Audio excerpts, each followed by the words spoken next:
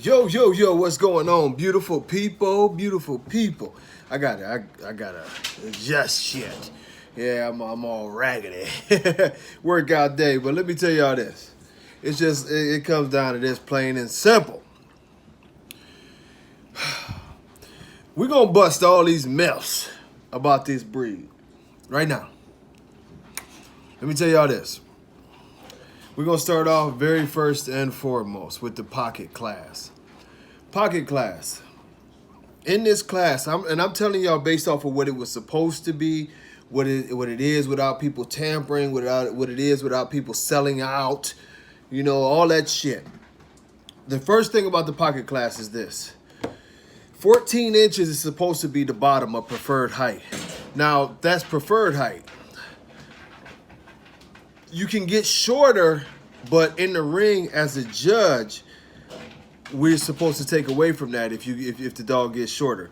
So if your dog gets shorter than the 14 inches, you can be penalized for that inside the ring. That's where the whole thing of preferred height comes in. Next off, desired traits. Nowhere in this breed was it supposed to be any of the desired traits of the pocket breed were supposed to include easty-westy feet, cowhawk feet, underbite. None of these things, crooked legs, any of that. The pocket itself was actually just supposed to be a smaller version of what the standard was. The pocket has no real distinct difference in breed characteristic than the standard. What it is that it's just shorter. Originally, it went up to 16 inches. And then, it was moved up to 17 inches. The 14 to 17 inch thing was something that me and Dave had discussed about really trying to move the breed away from its obvious course to being a breed of destruction and carrying the dwarfism traits. We understand that a lot of the dogs who are true American bullies actually have the dwarfism traits because a lot of times people were just taking the smaller dogs and breeding them down. So when it comes to the pocket, it was never supposed to be any mixing of the English, the Frenchy, any of that. These were smaller versions of the dog that we had already had. You know what I mean? And it was happening in a natural process. And what happened is a lot of people decided, you know what? This is not good enough for me. I'm going to go ahead. I'm going to push forward. I'm going to just start mixing stuff in. This is where the controversy and the conflicts came, where you seen dogs like Miyagi, who had the obvious French Bulldog traits, and they put French Bulldog into the dog to, using his semen for French Bulldog, for other breedings to give it his look, that French Bulldog look. You had dogs like Bullseye. These were the original dogs that were banned. The reason that these dogs were the original dogs that were banned was quite simply because we knew that the dogs weren't supposed to be this way from the get-go. So since we knew the dogs weren't supposed to be this way from the get-go, yes, the original ban was in. But later on, remember I mentioned sellout. The sellout part came in, and that's when we allowed, that's when they allowed in the Bulldogs and the whatever else they could find. I don't know. Who knows? They might put miniature whippets in that shit. I don't know what they're doing nowadays. But as far as the as a brief of the pocket class, it's just a smaller version of 14 all the way up to 17 inch. Once you hit 17 inch, you're at standard. So anything under the 17 inch, this is all it is. A smaller, very bully dog. It's supposed to have the tight skin, it's supposed to have the tight, straight feet, it's supposed to have beautiful top line, great angles in the back. It's supposed to have a tail. The dog, yes, it does have a tail. Everything that encompasses the other breeds, the pocket is supposed to have. Now we'll go on to the standard. The standard class is strange, and I'm gonna tell you why the standard class is strange. The standard class is strange, and if you just getting into this breed, or maybe you've been in this breed for a while, this was always one of the harder classes because the standard class is the one class that has another class of American Bully that has the exact same height. Now that would be the classic. The standard and the classic have the same height, but what was supposed to be the differential was, and I'll explain it this way. we won't make this long and drawn out. I just explained about the pocket and what it's supposed to be as far as physical characteristics. Now, the classic was supposed to be the dog that was typically like our old dogs that could possibly compete in the UKC. They were a little thinner, not quite like super bullyish, you know, but bully, you know, and they were nice, you know. This line, and it's a gray area because it's always led to the interpretation is, you know, as the breed went along and the dogs became bigger, gee whiz, sit down somewhere. As the breed became bigger, you know, bullier and bullier and bullier, what happened is that the standard class sort of changed. And what I'm saying by that is, originally, if you would have had standard class and classic class, dogs like King Kamali, dogs like Remy, we could name you know, a bunch of great standards from back in the day. These dogs would have not have been considered to be classics. Well, today, because of the way that mainly the ABKC is done by adding this influx of bulldogs and making the standard class no longer a standard class, but more of a bulldog class, to where the dogs are overweight, very, very wide, wrinkly at times, you know, not the greatest of conformation. What they have done in many ways, and I hope I didn't confuse y'all because I sort of switched lanes on that, but what they have done is in essence, they have taken the original standard class and they've pushed it to being a classic class. And then what they're pushing in the standard class now is more so of what they used to call extreme, you know. And the only thing they did with the extreme class is they said they got rid of it, but they actually added the extreme class in as part standards, part pockets. And this is why there's so much confusion between these two classes as we talk about the classics and we talk about the standards, is because throughout now what is let's say a 15-year span. In 15 years, the class has changed so much that dogs who were the original, like say, for instance, standard champions, are now considered to be classics. And the dogs that, you know what I mean, were classics now really don't have a home. They don't have a place to go to, because those dogs, you know, like I say, originally the classic bully was a little bit oversized UKC, you know, AKC style of dog. Little bit oversized, you know.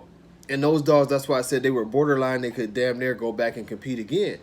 Well, now they just don't have a place to be, because if we totally change the standards and now we want to make a King Kamali, a 90-pound dog, a classic, then what does that say that the standard has to be?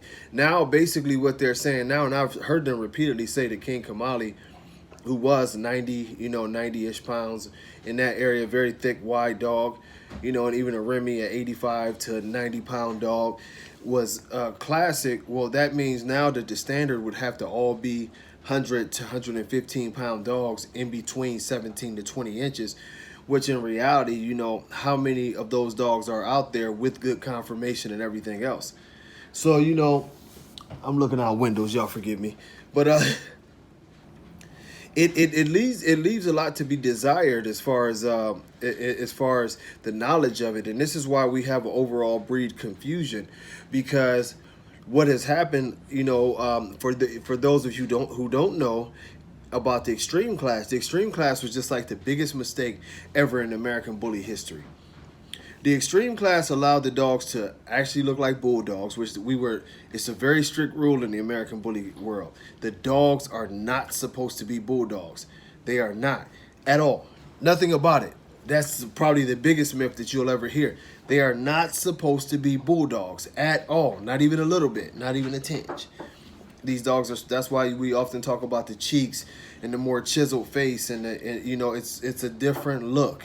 It's not a round head, circular eyes, some wrinkles in the muzzle, American bulldog look or English bulldog look. That's not what it was. What the extreme class allowed for these dogs, that was basically when you see a dog like Dax, who, if you look up the video, you'll see the dog was a train wreck. You know, high rear, very, very tight, bad movement in the rear, you know, longer backs, just bad, you know, overall bad dogs for conformation. But this class allowed for looser skin. This class allowed for, you know, bad feet. This, it allowed for almost everything that we said was good about the standard in the pocket. It allowed for that. Well, of course, when you do something like that and you see dogs like Dax winning, those type of championships, and you see other, extreme dogs that are coming in there with bold legs and bad feet, and they were still winning shows and keeping paperwork. Of course, you're not going to just have a community backlash. You're going to have an overall backlash from everybody.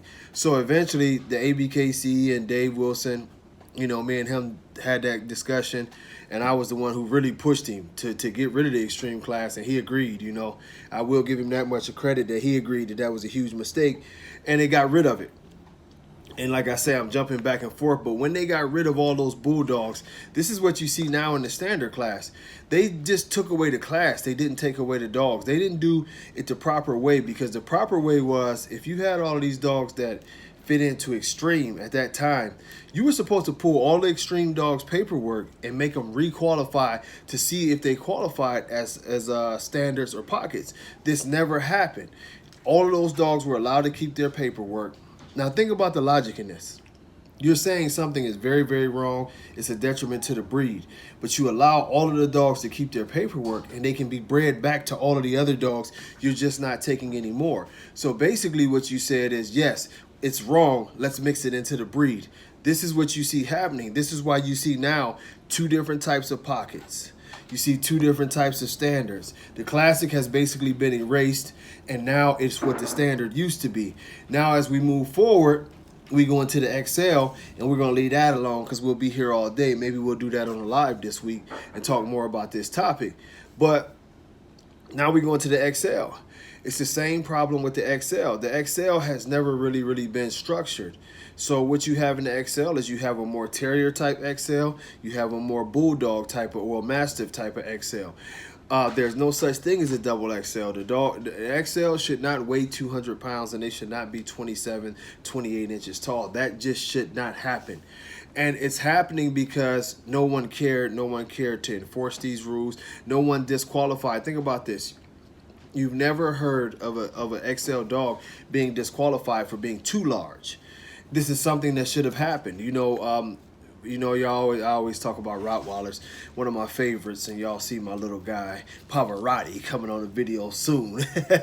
But one of the things about this is like with a Rottweiler, say for instance, if you go in there over 27 inches, 130 pounds, that is a disqualification for the most part. You know what I mean?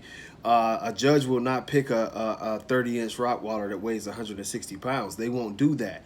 For the most part, a lot of times, depending on the judge, they'll ask that dog to leave the ring because he just flat out does not fit the fit the standard. He's so far over the standard, it's ridiculous.